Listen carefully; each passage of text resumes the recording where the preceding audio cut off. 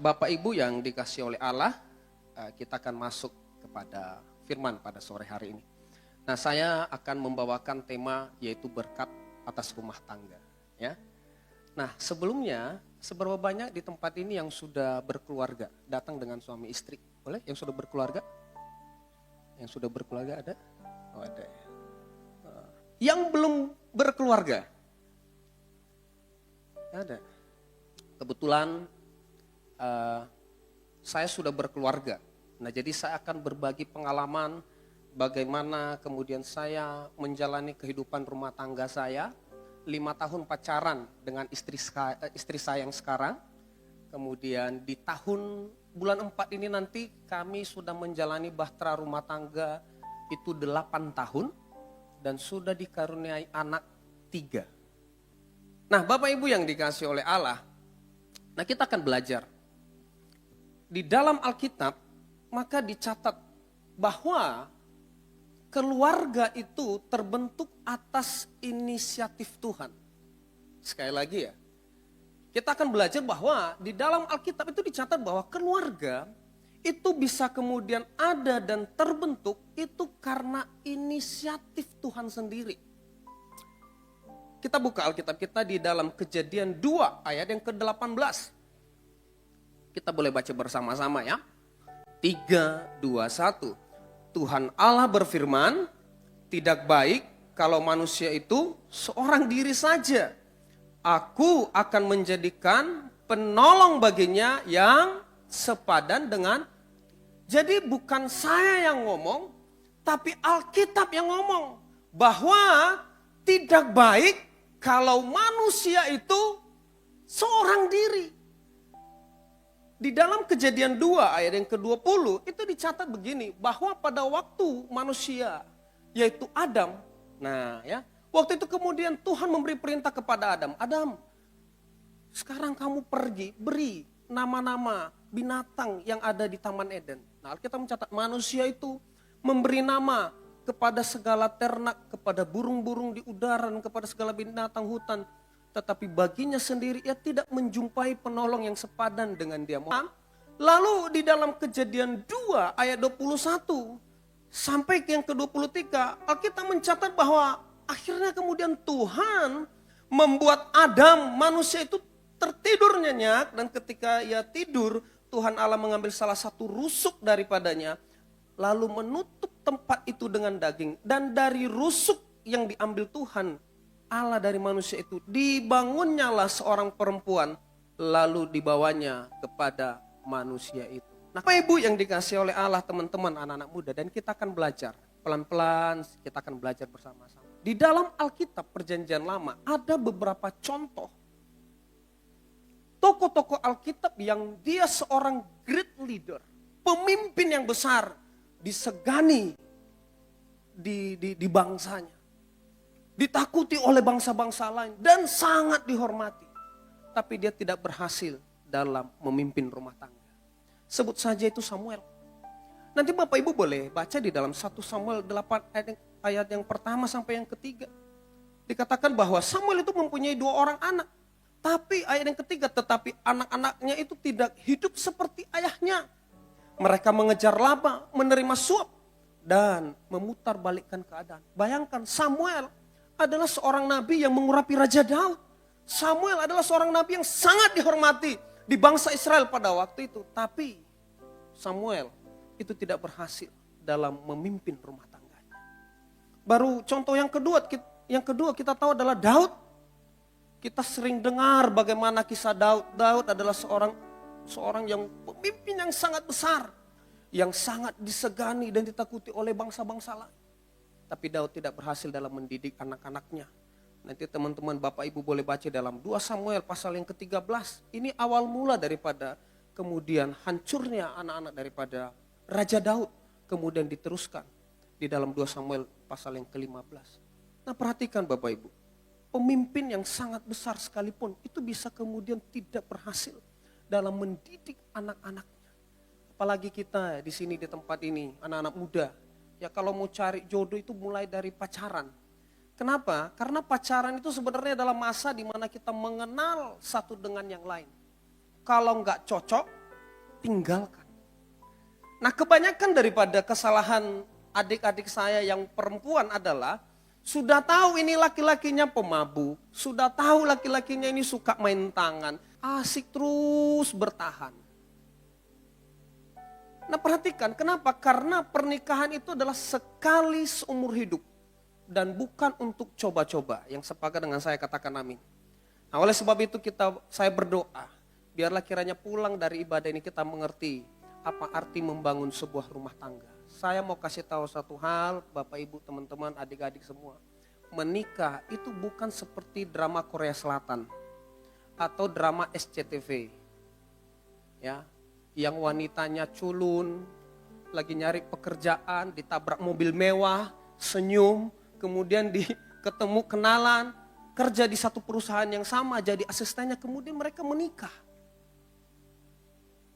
Dan kemudian ditutup dengan lagu can can can can can can can. Ya, tahu berarti. Bukan seperti itu, teman-teman. Ya, membangun rumah tangga enggak seperti itu. Membangun rumah tangga itu enggak gampang. Kenapa? Karena ketika Anda menikah, Anda kan kemudian dikasih tanggung jawab untuk melahirkan anak-anak, dan anak-anak itu harus Anda didik untuk takut akan Tuhan. Yang sepakat dengan saya katakan amin. Katakan amin. Nah, kenapa Tuhan kemudian sangat concern dengan yang namanya keluarga? Bapak Ibu yang dikasih oleh Allah, di dalam Yohanes 2 ayat yang ke-11 itu dicatat bahwa Yesus sendiri mengadakan mujizat pertama sekali. Itu di mana? Di perkawinan di Kana. Di dalam Yohanes 2 ayat yang ke-11, nanti teman-teman boleh baca.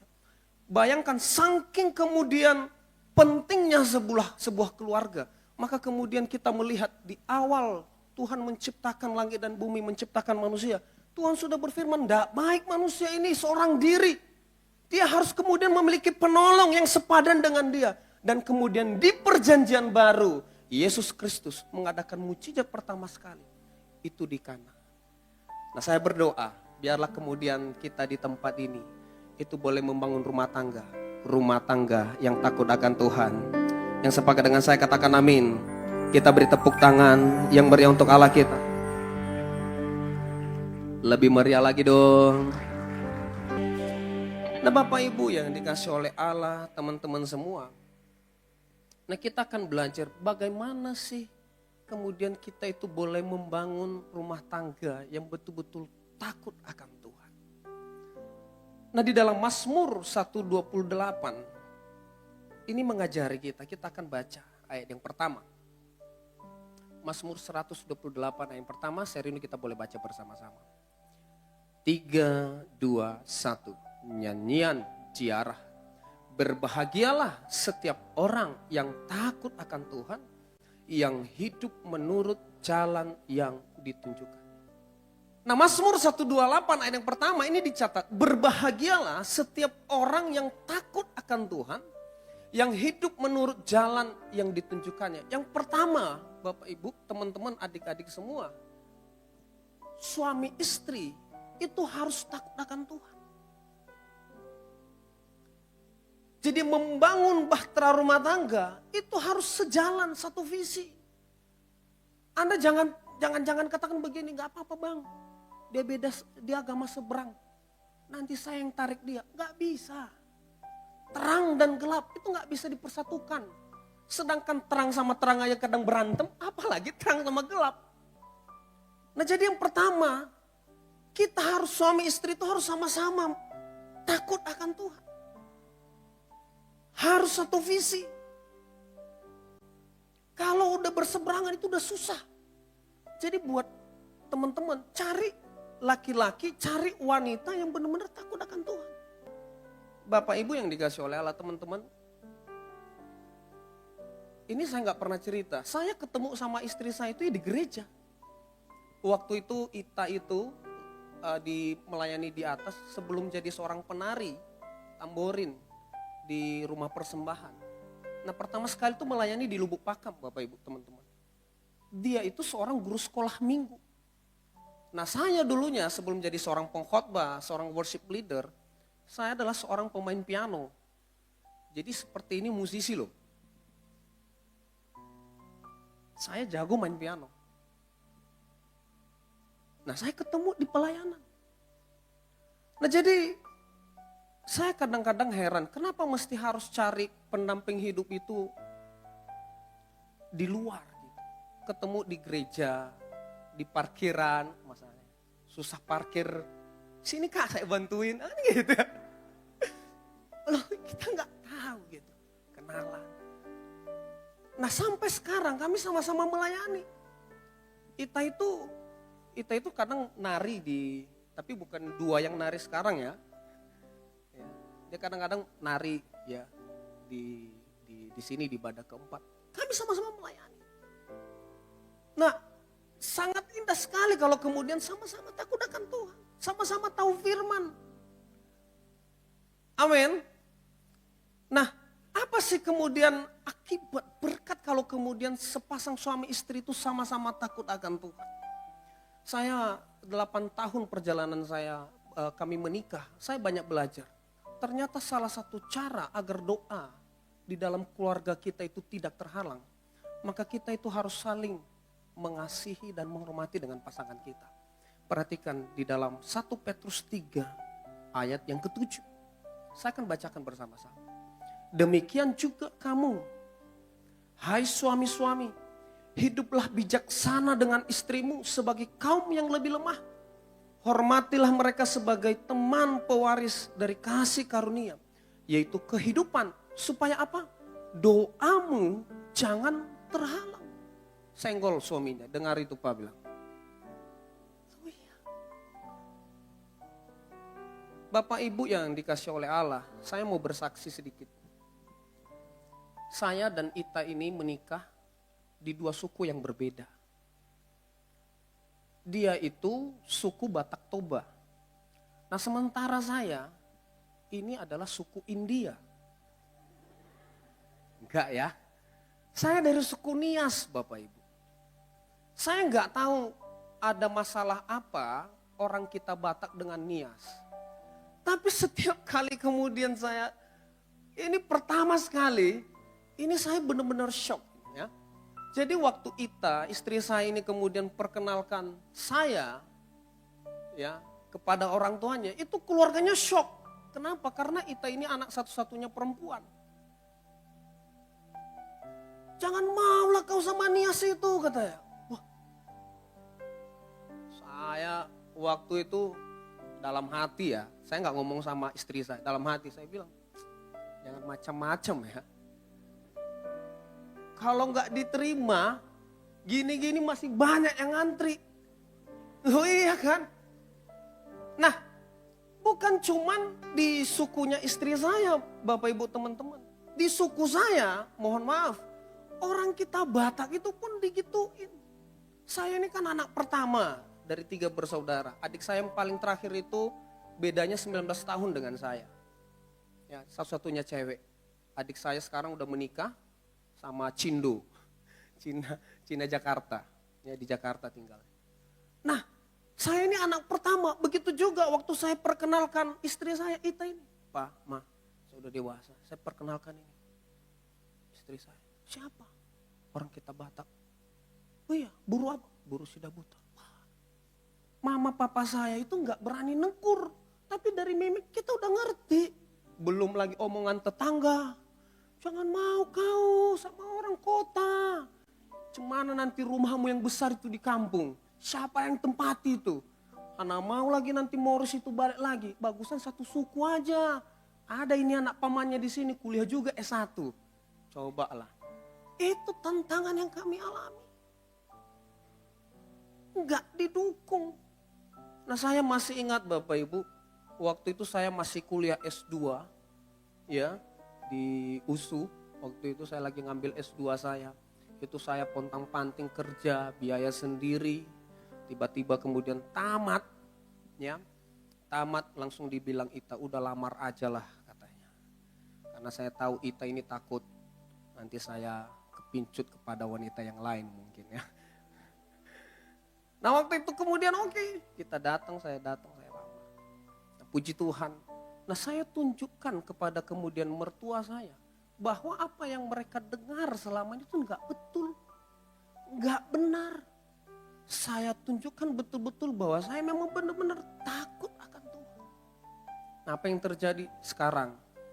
Ya, menjadi hela kesayangan. Kita beri tepuk tangan yang meriah untuk Allah kita. Lebih meriah lagi. Nah, jadi buat adik-adik semua, mantap ceritanya abang ini katanya. Sama beda suku lah aku. Jangan Anda samakan prosesnya saya dengan proses Anda. Jangan. Ya, jangan. Nah, saya mau kasih tahu satu hal bahwa apa yang kami alami selama 8 tahun. Oh, pasti enak ya. Nikah sama pengkhotbah, WL. Jangan-jangan sebelum tidur mungkin Bang Morris nyanyiin Kak Ita mungkin ya, istri saya. Enggak. Ya, saya orangnya enggak romantis Bapak Ibu. Tapi saya tahu dan saya mengerti ini. Bahwa agar doa kita tidak terhalang, maka kita mesti harus hidup bijaksana dengan istri kita. Bukan dengan istri orang lain. Setiap hari, every morning, ketika istri saya bangun, saya selalu sampaikan begini. You are very beautiful. Serius, tanya sama istri saya. Saya selalu puji. Kan janggal ya kalau misalnya kemudian saya jumpai wanita lain, cantik sekali kamu. Harus istri saya puji. Dan Bapak Ibu yang dikasih oleh Allah, teman-teman semua, bagi yang sudah berkeluarga, saya bukan mau mengajari, mohon maaf.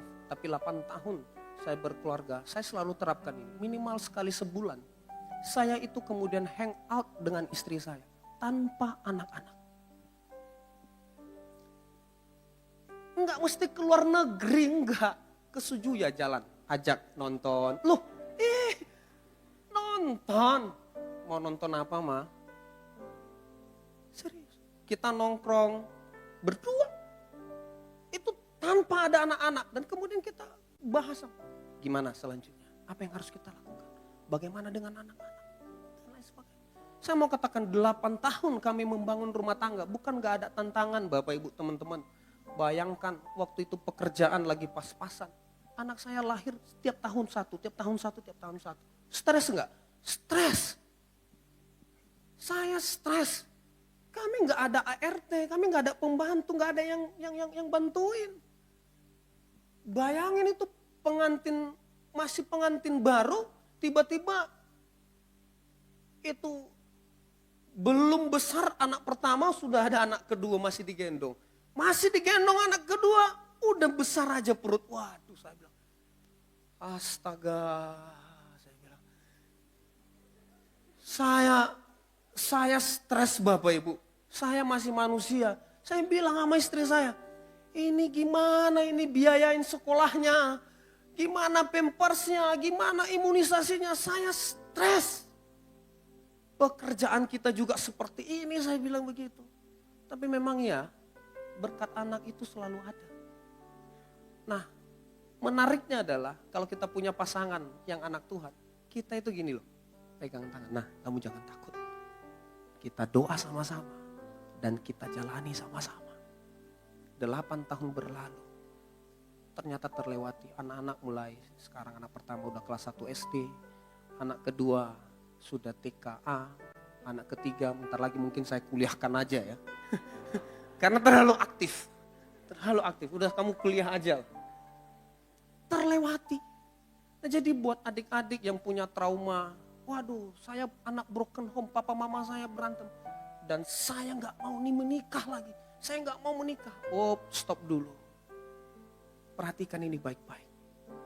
Menikah itu adalah anugerah. Membentuk keluarga itu adalah anugerah daripada Allah. Yang sepakat dengan saya katakan amin. Kita beri tepuk tangan, lebih meriah lagi untuk Allah kita.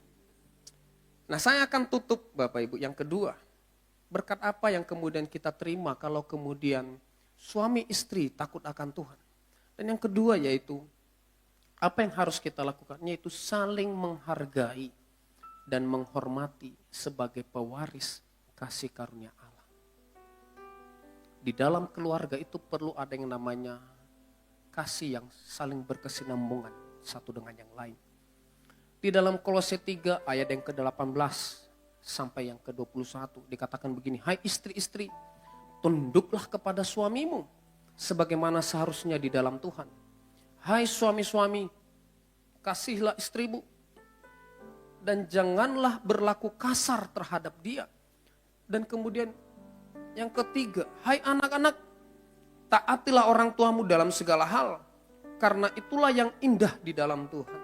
21, hai bapak-bapak, janganlah sakiti hati anakmu, supaya jangan tawar hatinya. Nah, Bapak Ibu yang dikasih oleh Allah, di dalam Kolose 3 ayat 18 sampai 21 ini mengajarkan kita untuk saling menghargai, saling menghormati satu dengan yang lain ketika membangun bahtera rumah tangga.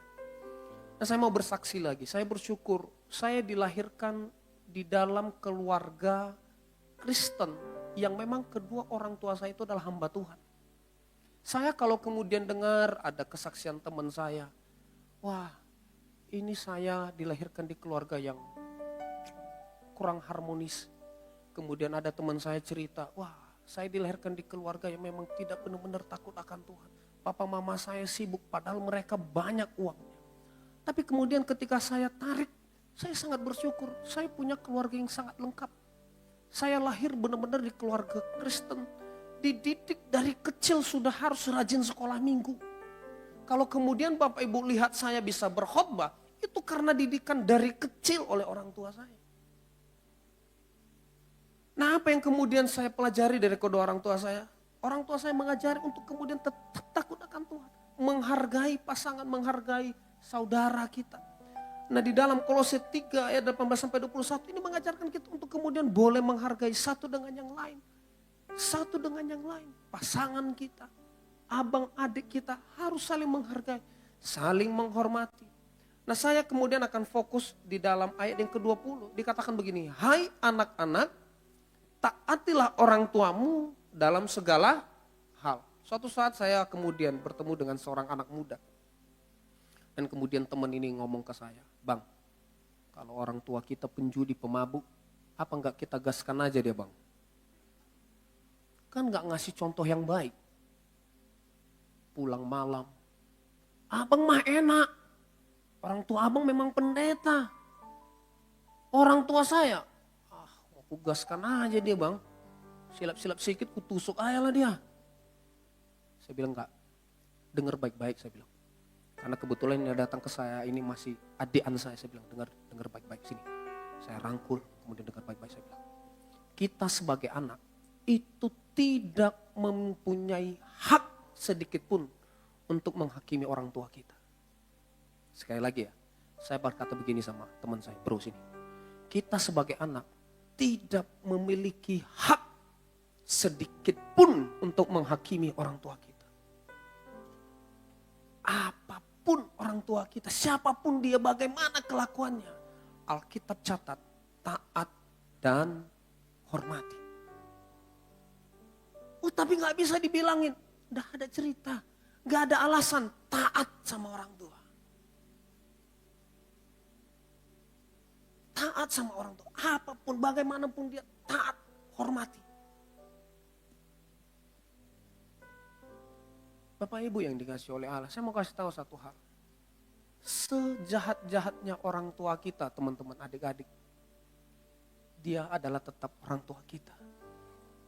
Dia adalah ibu yang melahirkan kita, dan dia adalah bapak yang membesarkan kita dengan kerja kerasnya. Jangan dilawan, dihormati, disayangi, teman-teman. Saya nggak tahu malam hari ini, sore ini Anda punya persoalan apa dengan orang tua Anda. Pulang dari tempat ini, kalau Anda nggak pernah nggak cakapan dengan orang tua Anda pernah kemudian punya dendam. Pulang dari tempat ini, telepon, video call, minta maaf. Kita nggak bisa ada tawar menawar. Orang tua tetap harus kita hormati. Yang sepakat dengan saya katakan amin. Kalau orang tua tidak setuju dengan kemudian pasangan Anda sekarang, hormati orang tua Anda.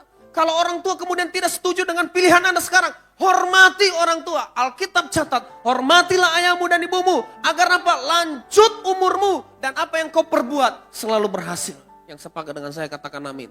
Tidak ada tawar-menawar untuk hal ini Bapak Ibu, teman-teman semua. Karena sini semua banyak anak-anak muda. Hormati orang tua kita. Sayangi orang tua kita. Mohon maaf, jangan nanti setelah meninggal baru kemudian Anda mencucurkan air mata, nangis sejadi-jadinya. Oh Pak, maafkan saya, itu gak penting lagi, dia udah gak ada di dunia ini. Tapi mumpung masih hidup, mumpung masih kuat, ajak orang tua kita, Papa mau kemana? Ayo kita jalan pagi, ayo kita kemana saja, ayo Pak. Beberapa hari yang lalu, beberapa bulan yang lalu, saya sempat ada konflik dengan orang tua saya. Kita berdebat. Tapi apa yang saya lakukan? Apakah kemudian saya sakit hati? Enggak. Setelah berdebat, beberapa hari setelah itu saya lihat orang tua saya lagi tidur di kamar. Kebetulan orang tua saya lagi tinggal di rumah saya. Papa saya lagi tidur di kamar. Saya buka pintu teman-teman. Saya peluk dan saya cium papa saya. Kemudian dia bangun. Wah, saya bilang, Pak, saya sayang sama Papa. Hormati orang tua kita. Saya berdoa, Bapak Ibu, agar apa kemudian yang kita lakukan, itu selalu Tuhan buat berhasil. Beruntung di dalam segala hal. Kalau orang tua kita pernah melakukan satu kesalahan, orang tua bukanlah orang yang sempurna. Setiap orang tua pasti pernah melakukan satu kesalahan dengan keputusan yang selalu diambil. Tapi orang tua adalah tetap orang tua. Yang sepakat dengan saya katakan amin. Kita berikan tepuk tangan yang meriah untuk Allah kita. Dan saya akan tutup di dalam Mazmur 128 ayat yang kedua sampai ketiga. Ini adalah berkat ketika suami istri itu saling takut akan Tuhan. Ketika kemudian di dalam keluarga itu ada saling menghargai satu dengan yang lain. Saya punya beberapa teman yang sudah berkeluarga. Tapi setelah pulang kerja, itu sengaja padahal gak ada kerjaan yang penting-penting sekali di pekerjaan. Lama-lama lah dia pulang. Kita itu pulang kerja itu jam 5 sudah pulang. Tapi kemudian saya melihat ada beberapa orang. Itu sengaja nanti lama, kalau bisa jam 8 dia baru pulang. Jam 9. Tapi kalau saya teman-teman Bapak Ibu, saya pengen cepet-cepet pulang ke rumah. Buat saya adalah tempat ternyaman untuk saya saat ini adalah rumah. Kenapa? Karena ketika kemudian saya lelah, letih bekerja, saya pulang. Itu saya lihat anak-anak lari-lari, saya lihat istri saya lagi main-main. Waduh, itu membuat, bukan uang yang banyak teman-teman. Kami itu nggak punya tabungan, kami bukan orang kaya. Tapi buat saya ketika pulang ke rumah melihat anak-anak saya main-main, ini lagi kadang-kadang lagi capek. Bapak Ibu teman-teman, lagi capek sekali. Kemudian anak-anak saya tiga-tiga datang, Pak, main kuda-kudaan yuk. Ayo, saya bilang. Siapa itu main monster-monsteran ya Pak? Ayo, saya bilang. Kita main, terus saya gelitian, kita main, bercanda. Kenapa saya lakukan itu? Karena saya tahu waktu itu berjalan begitu cepat. Anak-anak cepat gedenya teman-teman. Cepat sekali. Anak-anak kalau udah SMP, SMA itu sudah punya waktunya sendiri. Tidak mau lagi diajak sama papa mamanya.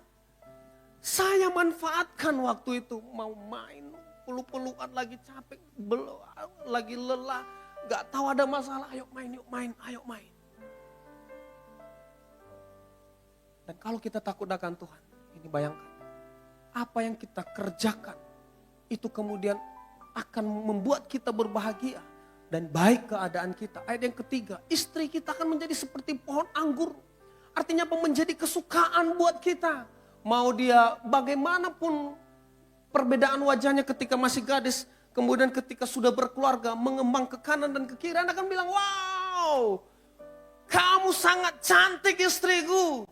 Kamu adalah wanita terbaik dalam hidup saya. Nah, saya berdoa adik-adik di tempat ini boleh kemudian mengambil satu pesan bahwa untuk menjaga keluarga kita tetap takut akan Tuhan. Amin. Sehingga berkat itu turun atas rumah tangga kita. Mari kita bangkit berdiri bersama-sama.